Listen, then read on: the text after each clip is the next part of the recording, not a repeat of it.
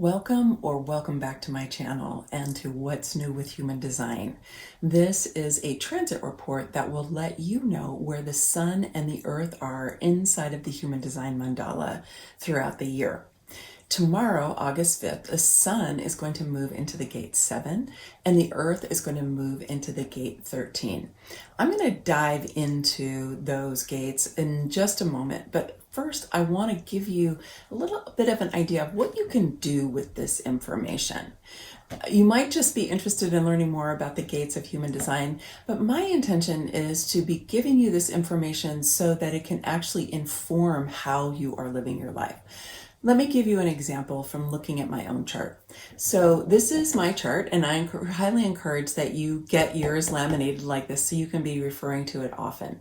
Now, I have the gate 7 already defined in my chart, which means it's colored in on my chart the same way it's colored in on this body graph. What that means is that when the sun is lighting up that gate, I'm not going to feel it to be super different because I already have ongoing, ready, reliable access to that energy because it's colored in my chart. Whereas the gate 13, which is where the earth is going to be for the next week, is not colored in on my chart. So I'm going to feel the energy of the gate 13 much more than I'm going to feel the energy of the gate 7. Now, one of the things that's really cool, and I encourage you to do this with your own chart, is to see where the gates, where the sun and the earth are they, how they're affecting your chart. So for me, I have the gate 33, which is on the throat defined. The sun's just moving out of that gate. And then the gate 13, which is on the G center, it connects with that. So what that means is while the earth is in the gate 13, I'm going to get a defined throat. I usually have an open throat, but that channel's going to be defined, and all of a sudden I'm going to have a defined throat. And that's going to change how I experience my throat. It's going to change the experience of my expression and of my initiation and my manifestation, but particularly my expression. So during this next week, when my throat is defined, I'm going to be doing things that are focused more on my own expression, which is great because I'm writing a book and I'm writing an article and I'm shooting videos and I'm creating a lot of content right now. And so having my throat defined in that way is an extra benefit for me.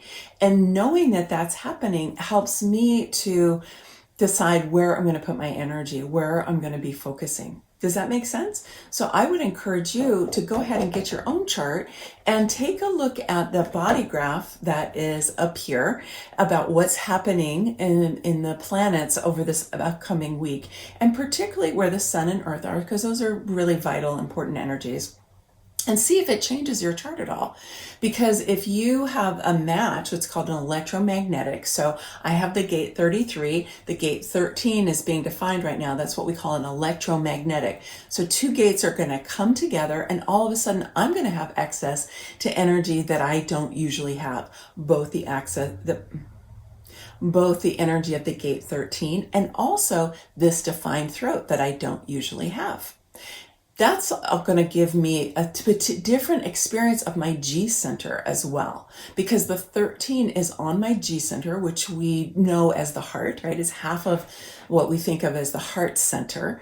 The other half is the will center, but let's just focus on the G, which is the center for love, lovability, identity, and direction. So with having that gate defined between my G center and my throat, that means I'm going to have extra support to be expressing from my heart. And the gate 13 and the gate 33 are also storytelling gates. They're somewhat different nuances, but let's right now just think of them both as storytelling gates, which means I'm going to have extra energy for being able to express from my heart, from my identity, from my sense of lovability, and from my own direction. I'm going to be able to express that more during this coming week, which is great because I'm writing an article for a collaborative book. The first part of it, actually the majority of it, needs to be my own personal story, my story with human design. And so I'm going to have extra bonus to be doing that this upcoming week. When I discovered that, I was like, oh, yes, I could use that. So For you, you want to be able to take your chart and then take the body graph of what's happening in this upcoming week and see if there are electromagnetics that are there that are going to start giving you access to a center that maybe you don't already have access to, or is going to define a channel that you don't already have access to, and then that will give you a certain kind of energy. It's really exciting to know this kind of information because it helps you to make human design really real in your life and to realize that it is an ongoing benefit for you. It's an ongoing support for you, and that you get to have access to all of the energies of the chart over the course of the year. A lot of times people look at their chart and they see the white part and they think, oh, I don't have that part of the chart. You actually do have that part of the chart.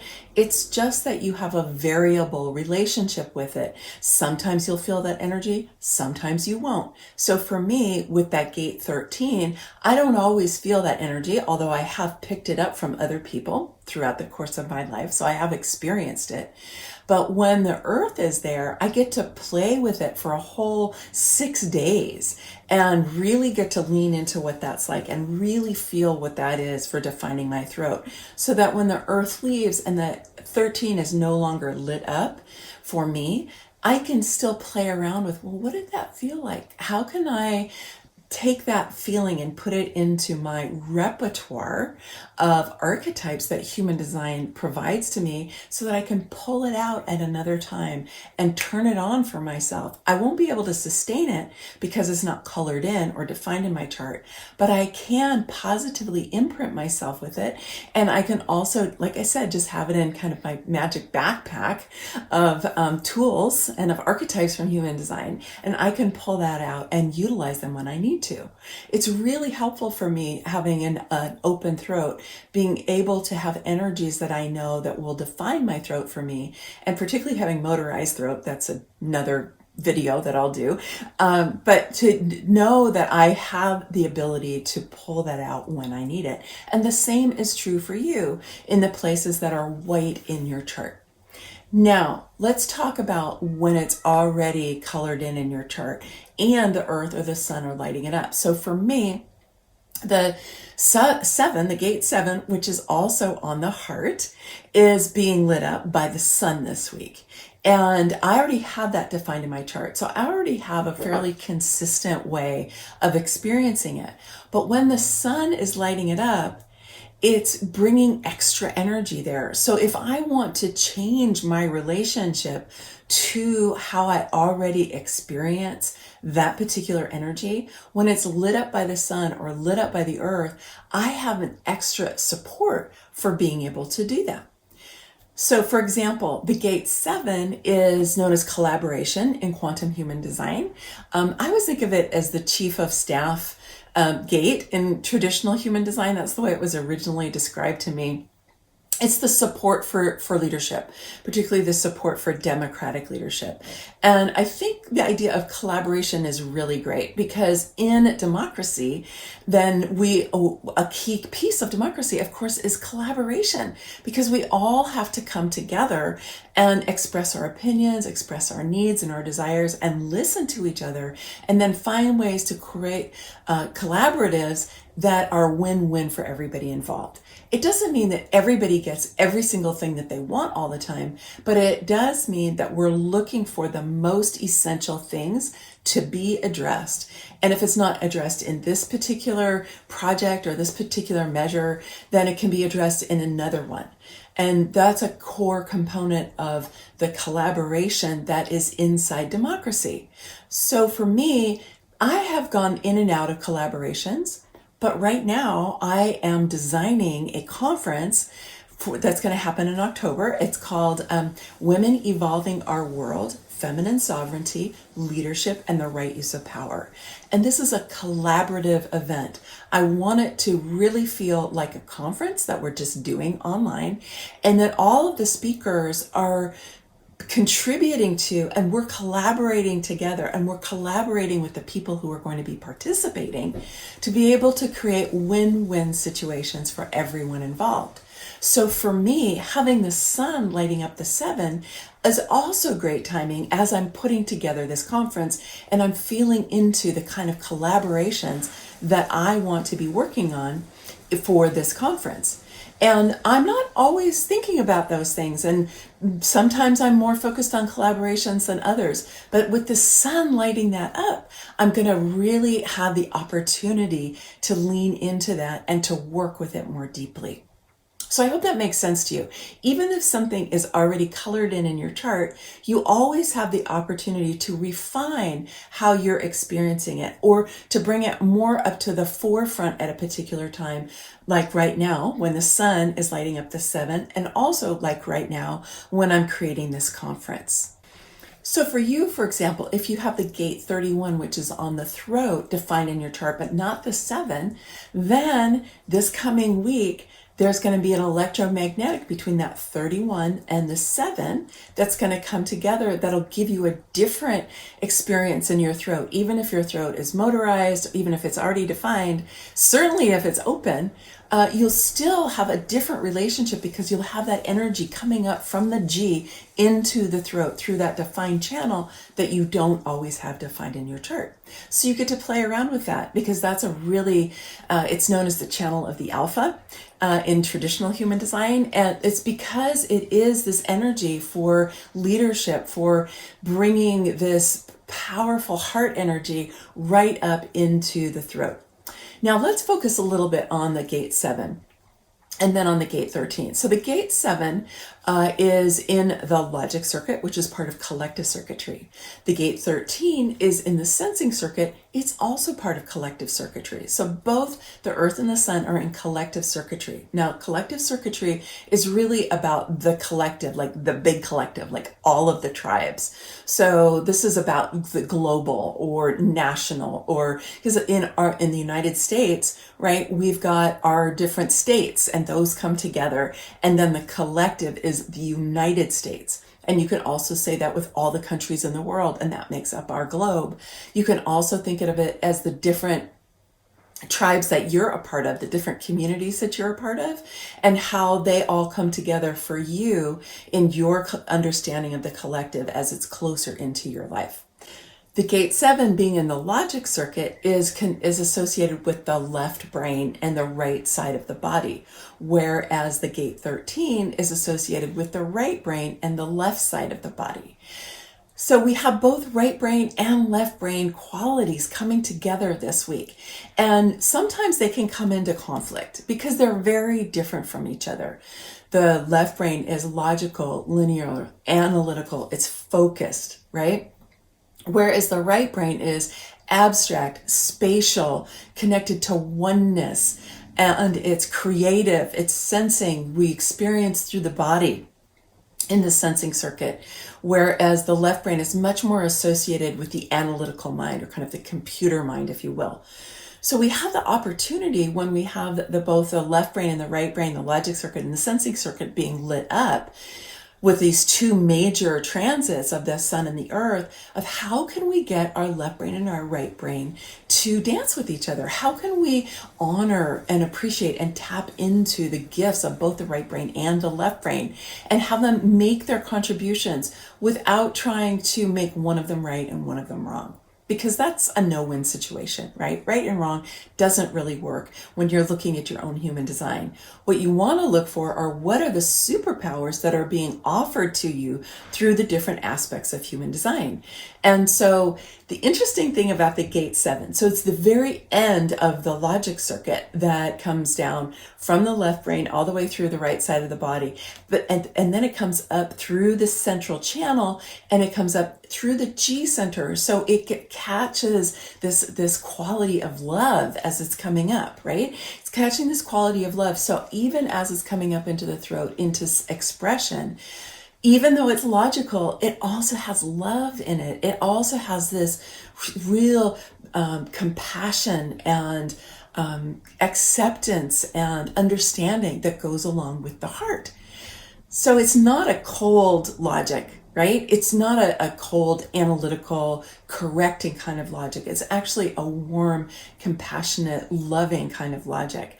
And that makes sense when we think about what's going to really make democracy work. What's really going to make collaborations work is not if we come to it with a cold, analytical, strategic, planning mind, but if we come to it, we can have some of those qualities, but that they're going to be filtered through this sense of compassion and love and understanding. Now, the sensing circuit comes through the right brain, down through the left side of the body, and again, up through the central channel. And it's going to come up to that 13, which is at the top of the G center. So it also has love associated with it, right? And it is more abstract, it's more creative, it's more sensing, more sensual, like a felt sense, and also experiential in the body. And the gate 13 also is a storytelling gate, as I said a few minutes ago, but it has a particular quality. People who have the gate 13 defined in their chart, often other people want to confess to them. They want to tell them their stories. They have an energy of, in traditional human design, the 13 is known as the listener. The listener, like the ear, right? The receiving of stories, the receiving, the witnessing of stories. And the energy of the 13 is to take in and witness those stories and then be able to express them in ways that are empowering to others. So, for example, if someone comes to you and they confess to you that they feel really bad about something that happened in their life, and they might be even spiraling down into some victim consciousness, you can hear their story, you can empathize with them and how they're feeling, but then you can help reframe that story so that they can feel how they do still have a sense of power inside of them that they can access and they can express simply by changing their interpretation, changing the way that they're framing the story so that they can go from the victim of the story to the hero of their own story. So this is a very powerful energy of this gate 13. I'm super excited for it to be getting defined in my chart during this week while the Earth is there. Now, because the Earth is there, it's interesting because the sensing circuit and the right brain and our creativity is what's grounding us this week. We often think of that as being a little more logical or a little more left brain, right? Like the grounding. But no, it's the opposite this time. And when we are really honoring that right brain activity of using our creativity to be able to reframe stories that are disempowering into stories that are empowering, that help us to really shine out our sovereignty into the world and to be able to connect with each other, that will then support our ability to do those collaborations that the sun is providing to us. But we're doing that on the foundation, the groundedness of our own creativity and our own ability to tap into that abstract, spatial, experiential energy of the 13. So my invitation to you is to check out for yourself. Again, pick out your chart and see how your chart relates to the body graph that you've been seeing. And you can do that with all of the different gates, but try it out with the sun and the earth this week. And also consider what are some collaborations that you might want to start this week. Maybe there's ones that you've been in and you feel like they could really use an extra boost. This would be a good time to do that. Maybe there's ones you've been considering or you've been invited into and you've been hesitant or you haven't made it a priority for whatever reason. This is a good time to move into that. And as you're doing that, see how can you reframe any stories that have been disempowering, that have not been beneficial, have not served you or not served the people that you're considering being in collaboration with or you are already in a collaboration with. And how can you create that into an empowering narrative instead that's going to create a win-win situation for everyone. I hope you enjoyed the video. If you do, I hope you'll give it a thumbs up and hit the subscribe button. I am going to be releasing new videos twice a week now, so you definitely want to subscribe so that you can know when the second video comes out. The next one that'll be up really soon is about how to use your Sacral Authority. If you're a generator or manifesting generator, and that's 70% of the population, so in all likelihood, it's you have what we call Sacral Authority. authority in human design. That means that the red square at the bottom of your chart, see, I've got this red square here because I'm a generator. If you've got this, that means you've got sacral authority. Your chart may say that you have emotional authority or splenic authority. And I cover that in this video, okay? So I'm not going to go into it right now, but just take my word for it. You have sacral authority. And not everyone, most people don't actually know how to use it when they find out about it. I did a couple of sessions with people in a program with me a couple years ago, and I went through and did what I call a sacral session with them, asking them sacral questions, basically yes/no questions, to help them get in touch with the of their sacral. So if you are have your sacral defined, which means you're a generator or manifesting generator, this video is going to be for you. It's really, really interesting because it's all how do we get out of our heads and down into our bodies so we can feel that And I have 4 different women that I worked with, and I think that it'll really benefit you. All right, many blessings, much love. Bye for now.